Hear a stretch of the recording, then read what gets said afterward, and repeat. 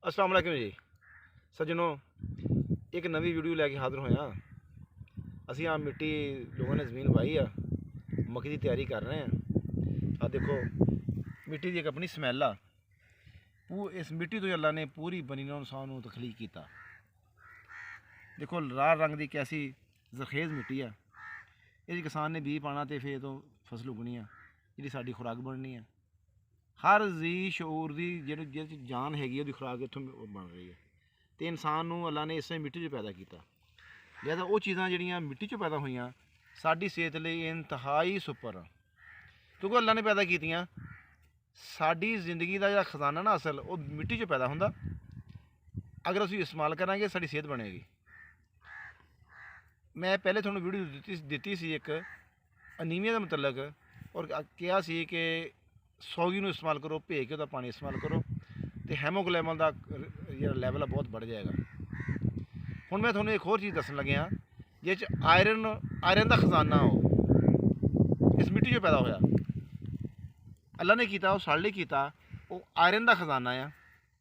Calcium आ, magnesium आ, vitamin आ, fibre आ, manganese आ।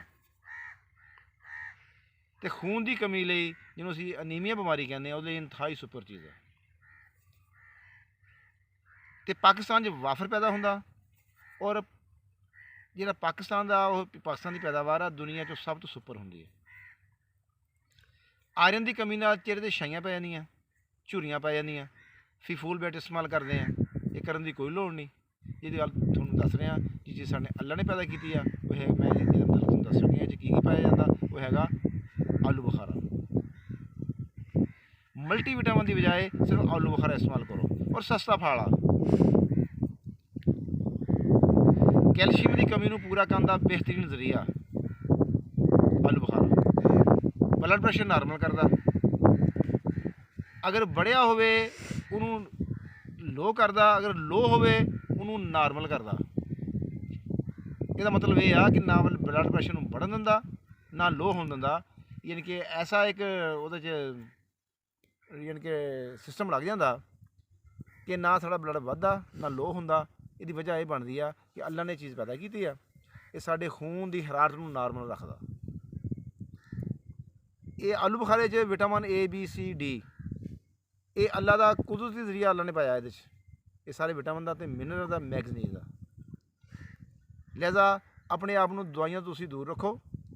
अगर किसी को खून की कमी होंदी है, घबराहट पैंदी है, चेहरे ते छाइयां आ गई, चेहरे की रौनक मुक गई है, झुरियां पै गई, वो सिर्फ आलू बुखारे को इस्तेमाल च लियाओ। जो ताज़ा मिलता उदों खाओ। ये महीने डेढ़ लिए आता, उस बाद सानू ये आलू बुखारा खुश्क भी मिलता है, तो वो सानू खुश्क इस्तेमाल करना चाहिए 4-5 दाने। खुश्क आलू बुखारे भी वही फायदे है जो ताज़ा आलू बुखारे च, लेकिन वो जो ना वाफर जो थोड़ा जहा पानी होंगे ना आलू बुखारे ताज़ा च वो घट जाता। बाकी mineral vitamin iron fibre magnesium वो पूरी मकदार च रहा। खून की खास सिफत हैगी कि खून जो जख्म हो जाता ना, खून उतों थोड़ी दबाओ खून जम जाता, जख्म अपने आप बंद हो जाता, ठीक हो जाता। ये मसनूई दवाइयां खा के साढ़े च जमन की सलाहियत खून की मुक जाती है। आलू बुखारा इस सलाहियत को फिर उजागर कर दिंदा, खून की जमन की सलाहियत बढ़ जाती है। ये नालियां खून नहीं जमन दिंदा, लेकिन अगर जख्म हो जाता खून उत्थे जम जाता, जख्म जल्दी ठीक हो जाते हैं। जख्म को भरन का अल्लाह ने कुदरती सोर्स पैदा किया करके जख्म हो जाता, और जख्म बहुत जल्दी ठीक हो जाता। जो साढ़े कुदरती जरिया है ना, ये सारे विटामिन का आयरन का हैमोग्लोबिन का जिगर की गर्मी लई, पित्ते की गर्मी, मेदे की गर्मी, मसाने की गर्मी, ये तो वध आलू बुखारे तो वध सुपर चीज़ कोई रूए जमीन पर नहीं हैगी।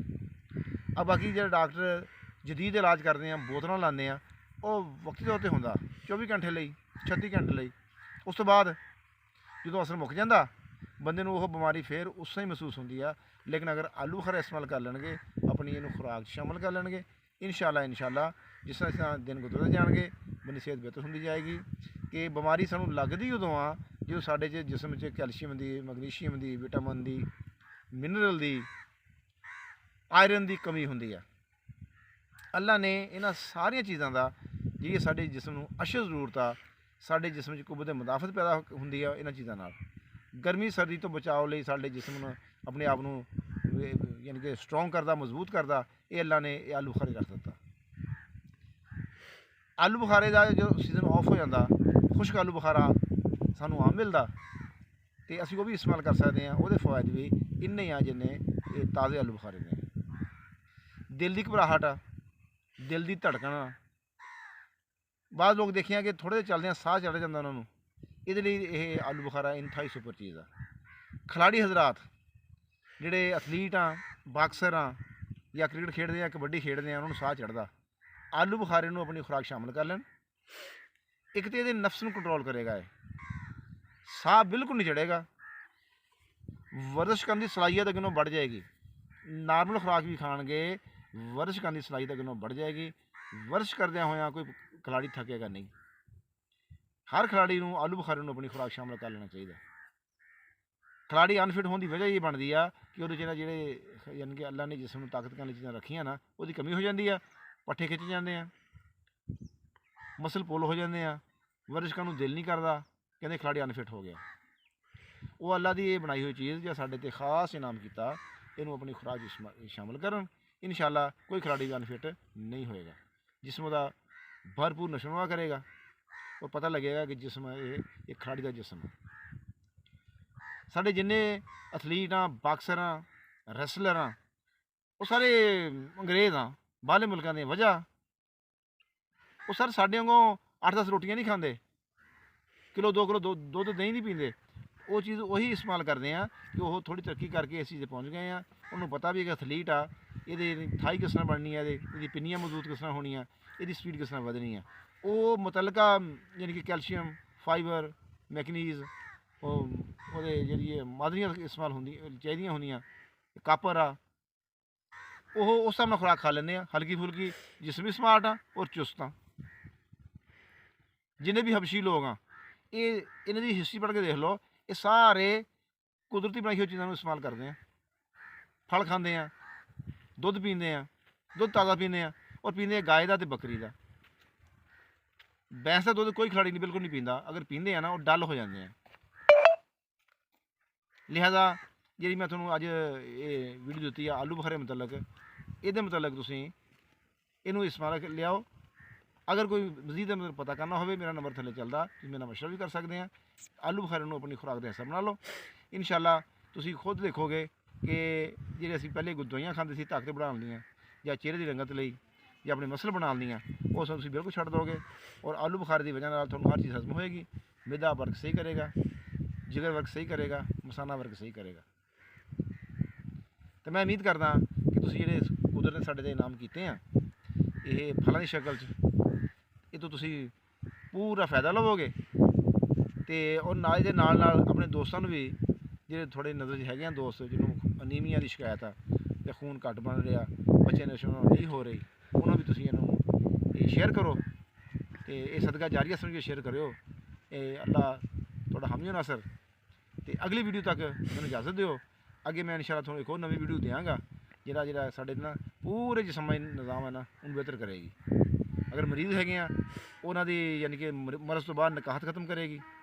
ਜਿਹੜੇ ਆਮ ਲੋਕ ਹੈਗੇ ਆ, ਯਾਨੀ ਕਿ ਸਿਹਤਮੰਦ ਹੈਗੇ ਆ ਲੇਕਿਨ ਮਜ਼ੀਦ ਆਪਣੀ ਸਿਹਤ ਬਿਹਤਰ ਕਰਨਾ ਚਾਹੁੰਦੇ ਆ, ਅਤੇ ਉਹ ਇਨਸ਼ਾਅੱਲਾ ਉਹ ਪੂਰਾ ਫਾਇਦਾ ਉਠਾਉਣਗੇ। ਅਗਲੀ ਵੀਡੀਓ ਤੱਕ ਇਜਾਜ਼ਤ ਦਿਓ। अस्सलाम वालेकुम।